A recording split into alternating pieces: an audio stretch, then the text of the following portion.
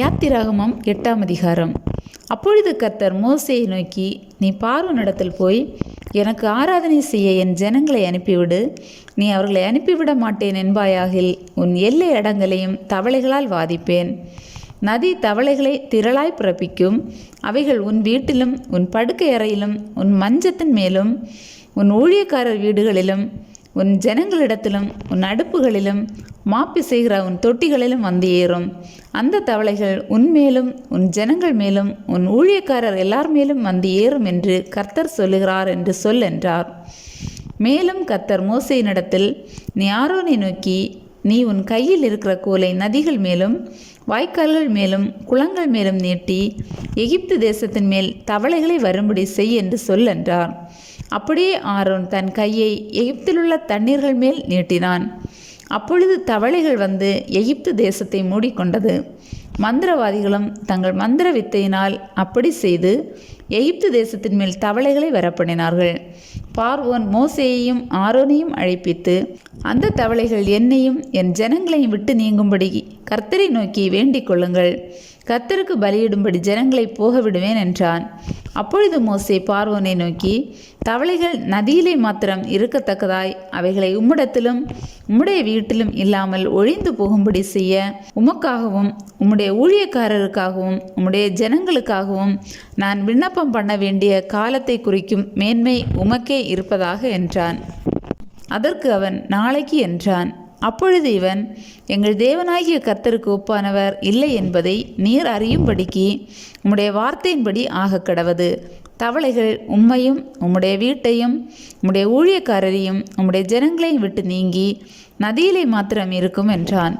மோசேயும் ஆரோனும் பார்வோரை விட்டு புறப்பட்டார்கள். பார்வோனுக்கு விரோதமாக வரப்பண்ணின தவளைகள் நிமித்தம் மோசே கர்த்தரை நோக்கி கூப்பிட்டான். கர்த்தர் மோசேயின் சொற்படி செய்தார். வீடுகளிலும் முற்றங்களிலும் வயல்களிலும் இருந்த தவளைகள் செத்து போயிற்று. அவைகளை குவியல் குவியலாக சேர்த்தார்கள். அதனால் பூமியெங்கும் நாற்றம் எடுத்தது. லகு உண்டாயிற்றென்று பார்வோன் கண்டபோதோ தன் இருதயத்தை கடினப்படுத்தி அவர்களுக்கு செவி கொடாமற் போனான். கர்த்தர் சொல்லியிருந்தபடி ஆயிற்று. அப்பொழுது கர்த்தர் மோசேயினிடத்தில், நீ ஆரோனை நோக்கி, உன் கோலை நீட்டி பூமியின் புழுதியின் மேல் அடி. அப்பொழுது அது எகிப்து தேசமெங்கும் பேன்களாய்ப்போம் என்று சொல் என்றார். அப்படியே செய்தார்கள். ஆரோன் தன் கையில் இருந்த தன் கோலை நீட்டி பூமியின் புழுதியின் மேல் அடித்தான். அப்பொழுது அது மனிதர் மேலும் மிருக ஜீவன்கள் மேலும் பேன்களாய் எகிப்து தேசமெங்கும் பூமியின் புழுதியெல்லாம் பேன்களாயிற்று. மந்திரவாதிகளும் தங்கள் மந்திர வித்தையினால் பேன்களை பிறப்பிக்கும்படி பிரயத்தனம் செய்தார்கள். செய்தும் அவர்களால் கூடாமற் போயிற்று. பேன்கள் மனிதர் மேலும் மிருக ஜீவன்கள் மேலும் இருந்தது. அப்பொழுது மந்திரவாதிகள் பார்வோனை நோக்கி, இது தேவனுடைய விரல் என்றார்கள். ஆனாலும் கர்த்தர் சொல்லியிருந்தபடி பார்வோனுடைய இருதயம் கடினப்பட்டது. அவர்களுக்கு செவி கொடாமற் போனான். அப்பொழுது கர்த்தர் மோசேயை நோக்கி, நாளை அதிகாலமே நீ எழுந்து போய் பார்வோன் நதிக்கு புறப்பட்டு வரும்போது அவனுக்கு முன்பாக நின்று எனக்கு ஆராதனை செய்யும்படி என் ஜனங்களை போகவிடு. என் ஜனங்களை போக விடாயாகில் நான் உன் மேலும் உன் ஊழியக்காரர் மேலும் உன் ஜனங்கள் மேலும் உன் வீடுகள் மேலும் பலவித வண்டுகளை அனுப்புவேன். எகிப்தியர் வீடுகளும் அவர்கள் இருக்கிற தேசமும் அந்த வண்டுகளால் நிறையும்.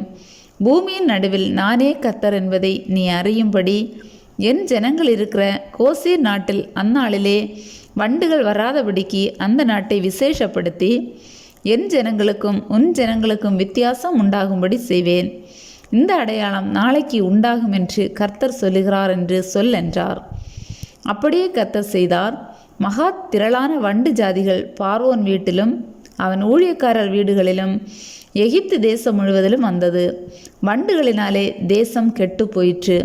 அப்பொழுது பார்வோன் மோசேயையும் ஆரோனையும் அழைப்பித்து, நீங்கள் போய் உங்கள் தேவனுக்கு தேசத்திலே தானே பலியிடுங்கள் என்றான். அதற்கு மோசே, அப்படி செய்யத்தகாது. எங்கள் தேவனாகிய கர்த்தருக்கு நாங்கள் எகிப்தியருடைய அருவருப்பை பலியிடுகிறதா இருக்குமே. எகிப்தியருடைய அருவருப்பை நாங்கள் அவர்கள் கண்களுக்கு முன்பாக பலியிட்டால் எங்களை கல்லறிவார்கள் அல்லவா. நாங்கள் வனாந்தரத்தில் 3 நாள் பிரயாணம் போய் எங்கள் தேவனாகிய கர்த்தர் எங்களுக்கு விதிக்கிறபடியே அவருக்கு பலியிடுவோம் என்றான்.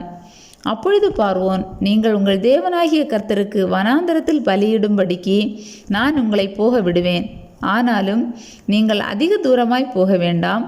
எனக்காக வேண்டுதல் செய்யுங்கள் என்றான். அதற்கு மோசே, நான் உம்மை விட்டு புறப்பட்ட பின் நாளைக்கு வண்டுகள் பார்வோனையும் அவன் ஊழியக்காரரையும் அவர் ஜனங்களையும் விட்டு நீங்கும்படி நான் கர்த்தரை நோக்கி வேண்டுதல் செய்வேன்.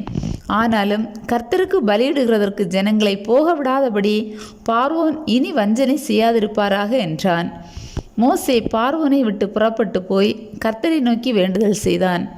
அப்பொழுது கர்த்தர் மோசேயின் சொற்படி வண்டு ஜாதிகள் பார்வோனையும் அவன் ஊழியக்காரரையும் அவன் ஜனங்களையும் விட்டு நீங்கும்படி செய்தார். ஒன்றாகிலும் மீந்திருக்கவில்லை. பார்வோனோ இந்த முறையும் தன் இருதயத்தை கடினப்படுத்தி ஜனங்களை போக விடாதிருந்தான்.